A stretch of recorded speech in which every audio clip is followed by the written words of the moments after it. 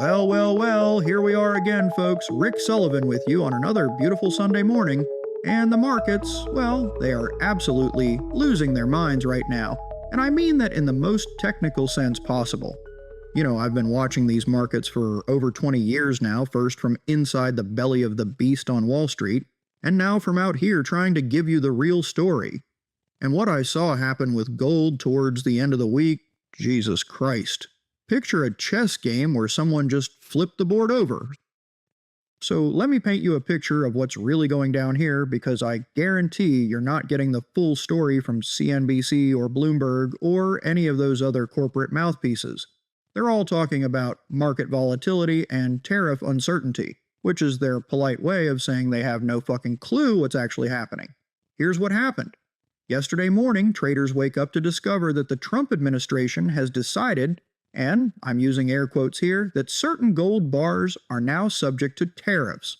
Not just any tariffs, mind you, 39% tariffs on gold bars from Switzerland. You know, Switzerland, that tiny country that only happens to refine about 70% of the world's gold supply. Now, when I first heard this, I thought somebody was pulling my leg.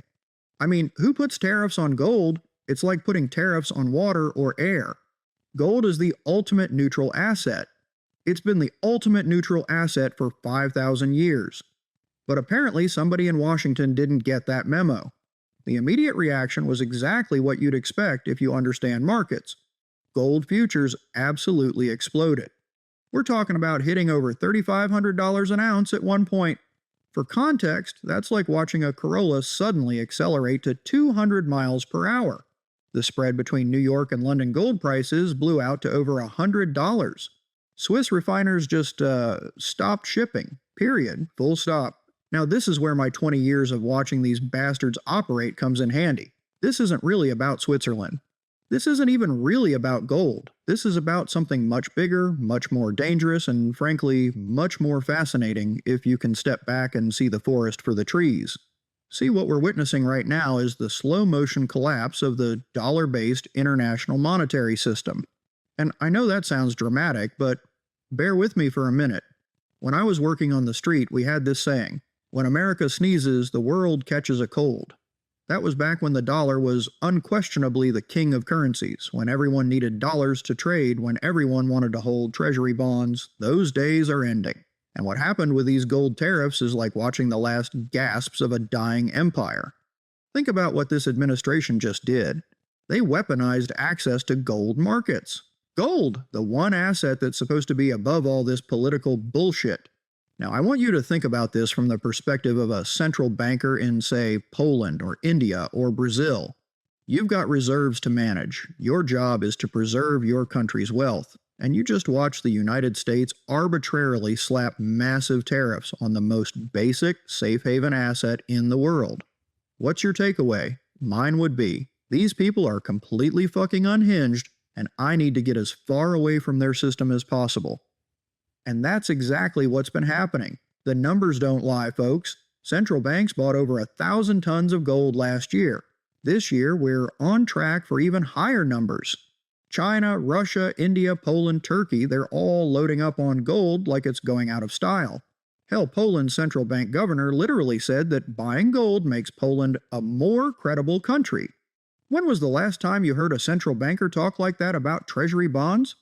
The World Gold Council did a survey earlier this year. 70% of central banks plan to increase their gold holdings over the next 5 years. 70%!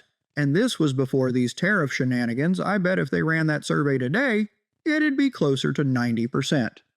So now Wall Street cynicism kicks in full force. The mainstream financial media is treating this like it's some kind of technical glitch. Oh, it's just a customs classification issue. Oh, the White House will clarify soon. Oh, it's probably a mistake. Bullshit. This is exactly what it appears to be. Economic warfare. And like most economic warfare, it's going to backfire spectacularly on the people who initiated it. You want to know what this really reminds me of? The London gold pool. Back in the 60s, the US and its allies tried to suppress gold prices to maintain confidence in the dollar. They formed this little cartel, dumped thousands of tons of gold onto the market, tried to keep prices artificially low. Worked great, until it didn't. When the pool finally collapsed in 1968, gold prices went absolutely ballistic. We're talking about a 24-fold increase over the next decade. Sound familiar? Because that's exactly what's happening now, just in reverse. Instead of trying to suppress gold prices, they're accidentally creating massive disruptions in gold markets that are driving prices higher. It's like they learned all the wrong lessons from history. The beautiful irony is the more they try to use the dollar as a weapon, the more countries want to get away from the dollar. A self-defeating prophecy playing out in real time. Every time they freeze someone's assets, or they kick someone out of SWIFT, or whenever they impose arbitrary tariffs on neutral assets like gold, they're basically advertising to the world. Hey, maybe you shouldn't keep all your wealth in our system because we might decide to steal it if we don't like you. Now let's talk about what this means for you as an investor. Because at the end of the day, that's why we're here, right? We're trying to build wealth in a world that seems determined to destroy it. First thing, and I cannot stress this enough, this gold situation is not going away. I don't care what they say at the White House press briefing. I don't care if they walk back the tariffs next week. The damage is done. The trust is broken. Central banks around the world just got a very clear message that the U.S. is willing to weaponize literally anything, including the most neutral asset on Earth. That means the structural bid for gold, the constant underlying demand from institutions, is only going to get stronger. JP Morgan is projecting gold could hit $4,000 an ounce by mid-2026. Honestly, I think they're being conservative when you've got central banks buying 900 tons a quarter, when you've got entire countries trying to reduce their dollar exposure, when you've got supply chain disruptions like what we're seeing with Swiss refiners. The math just doesn't work at current prices. But it gets tricky for regular investors. Because the gold market isn't like the stock market. It's not like buying shares of Apple. The physical gold market has all these weird dynamics that most people don't understand. Take what's happening right now with these tariffs. If you own a gold ETF like GLD, you're probably seeing some nice gains. But if you actually tried to take delivery of physical gold in the US right now, good luck. The premium between paper gold and physical gold is getting ridiculous. It's like there are two different markets operating at two different prices. And that spread is telling you something important. It's telling you that the people who actually need to deliver real physical gold are panicking. The paper traders can trade contracts all day long, but when it comes time to actually deliver the metal, that's when reality bites. This is why I've been telling people for years.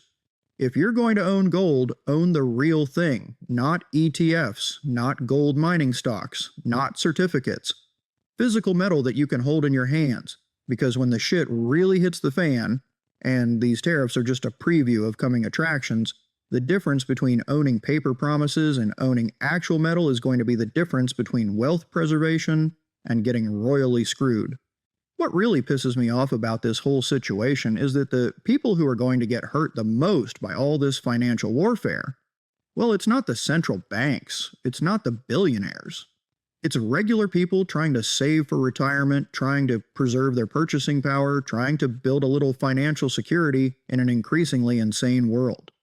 The central banks have teams of PhD economists managing their reserves. They can afford to ride out the volatility.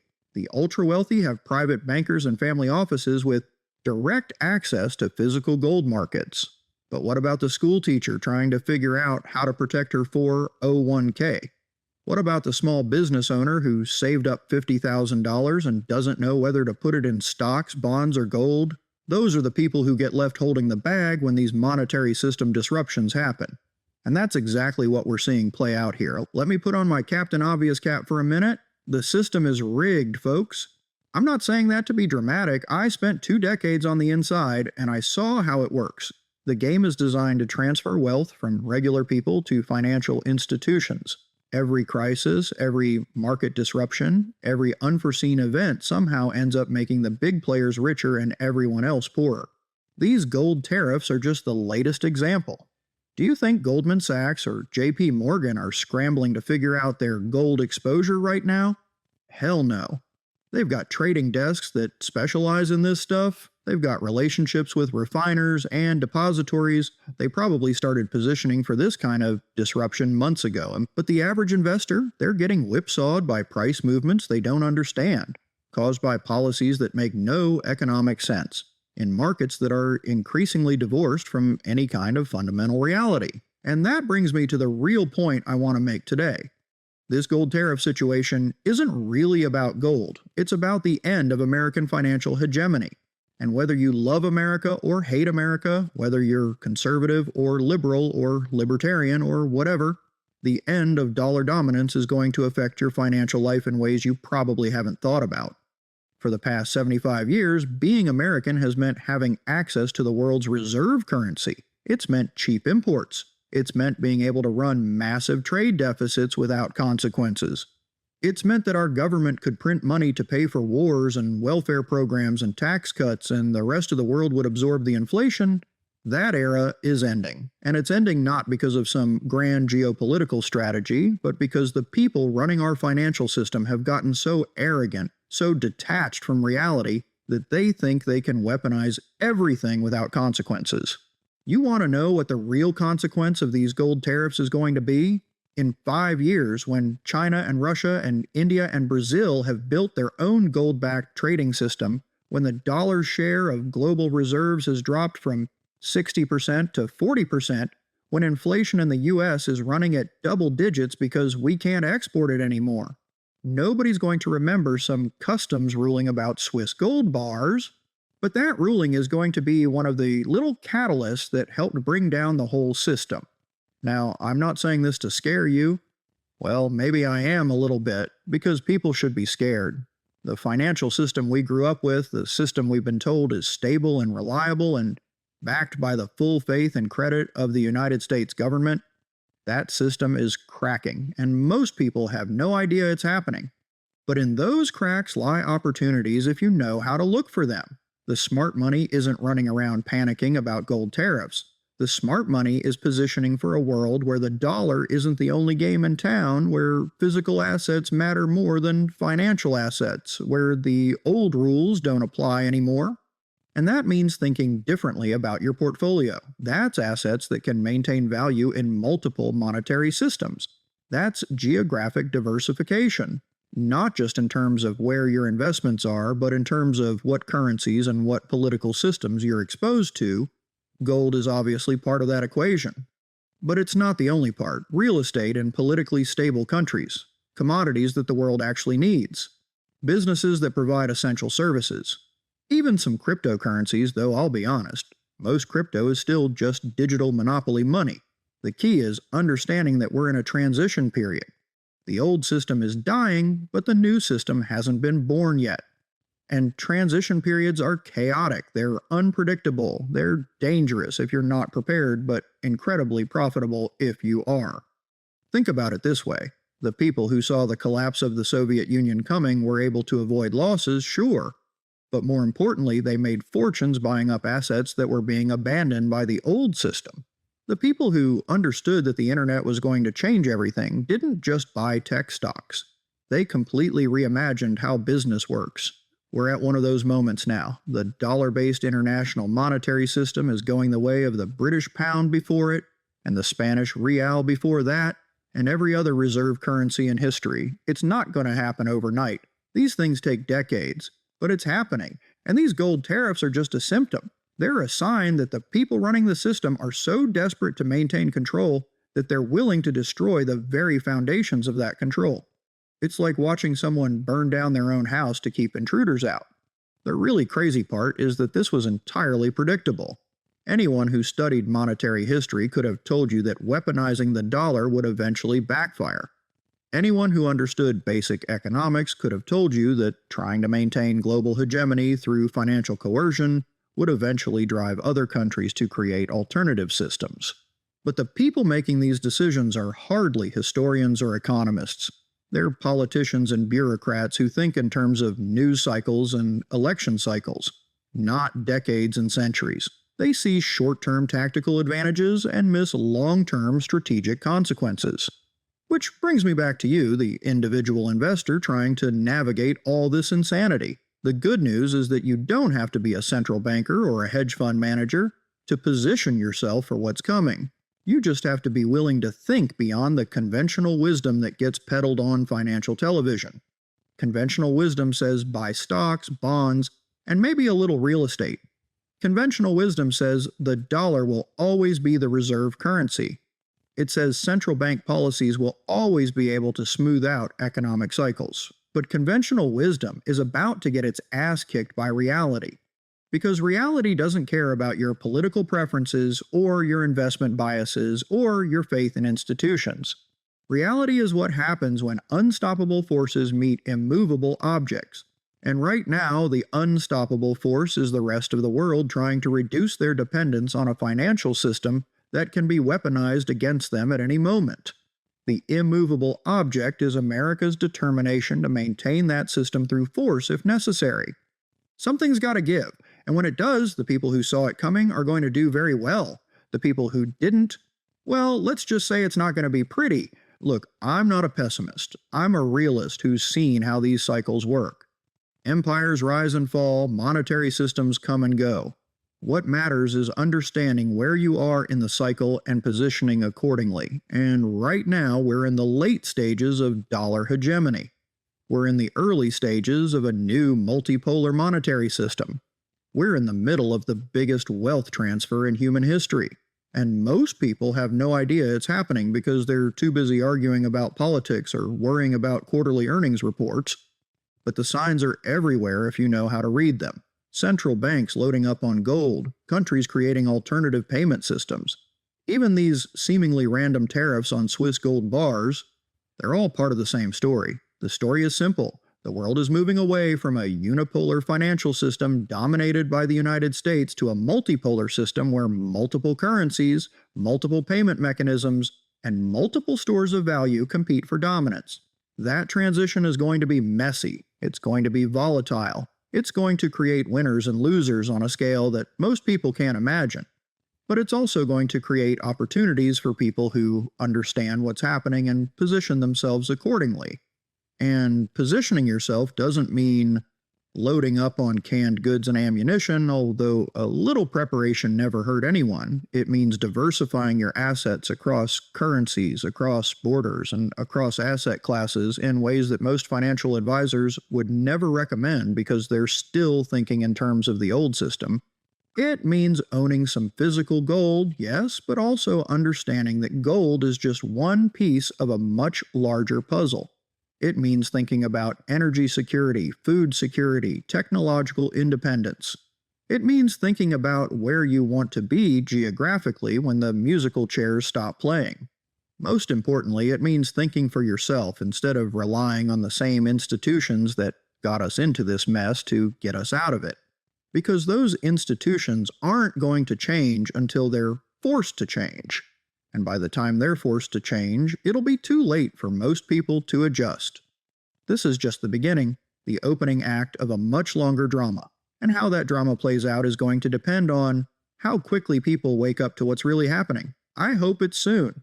I hope people start asking the right questions and demanding real answers instead of accepting whatever nonsense gets fed to them by politicians and media personalities who have their own agendas. At the end of the day, this isn't about gold or tariffs or even monetary systems.